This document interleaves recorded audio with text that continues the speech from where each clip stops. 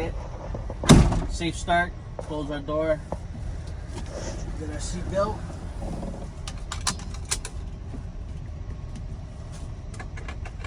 Check our transmission, make sure it's in neutral. Turn on our key. Our indicator light should shut off between 2 and 4 seconds after turning the key. When we start our truck, we'll make sure that our oil pressure gauge moves. If this oil pressure gauge does not go up, we shut off the truck. We don't want to ruin the motor. Yeah.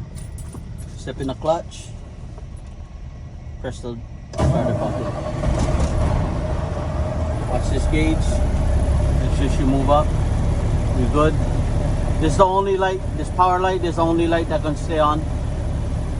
Okay. And we can release our clutch slowly. At 75 psi, the governor cuts in at 100 psi, cuts out at 125. Wait till this thing purge at 125.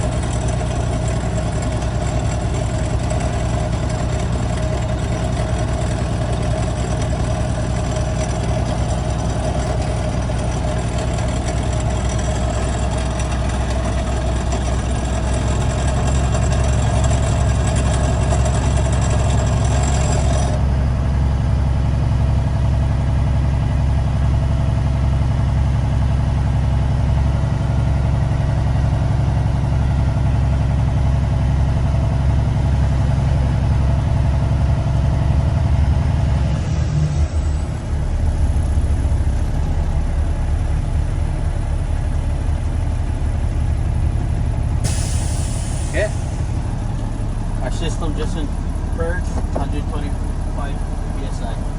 You shut off the key, push in the clutch, turn on the key so that we have power. This red light always going to stay on. We need power. We'll check our low air warning light and buzzer. So our first thing we're going to do, we're going to check our air brakes, make sure we're not do our first air brake test. Push in the valves, comes up to 110 psi before we step our service brake. I'm going to step my service brake, hold it there for 1 minute. We should not lose more than 4 psi in this test. Yeah. I'm going to make sure this needle comes up between the 75 and 100 mark. So, yeah. Starting at about 100 psi in our primary and secondary. We're going to start at 1 minute now.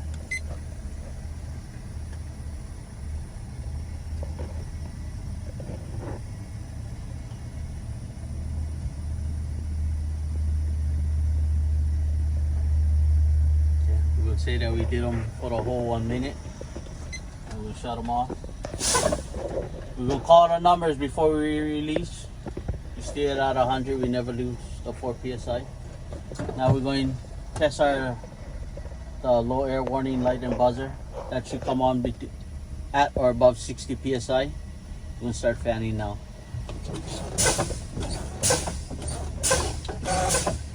Yeah. We get 70 in the primary and about 73 in the secondary. So we know our low air warning light and buzzer is in proper working order. Next, we're going to do the spring pop out. These two should come on between 40 and 20 psi. I'm going to start fanning now.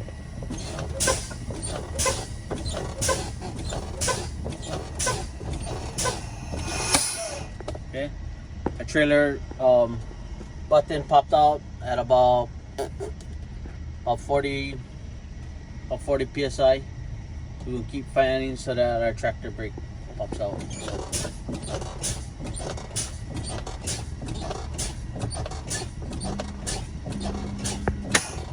Okay.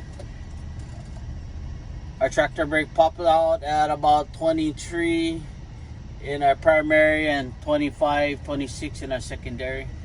So it's in good working order. Before we start up again, I'm gonna take my chuck out from underneath the front of the tire.